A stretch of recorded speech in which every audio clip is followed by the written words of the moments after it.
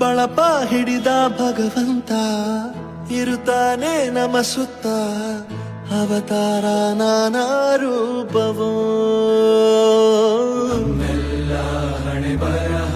ತಿದ್ದಿ ಬರೆಯಲು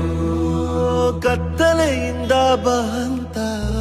ನಮ್ಮ ಕೈಯ ಹಿಡಿಯುತ್ತ ಕರೆದೊಯ್ದ ಬೆಳಕು ತೋರಲು ಭಯವಾಗಿ ಗದರೋದು ನಮ್ಮ ಬೆಳೆಸಲು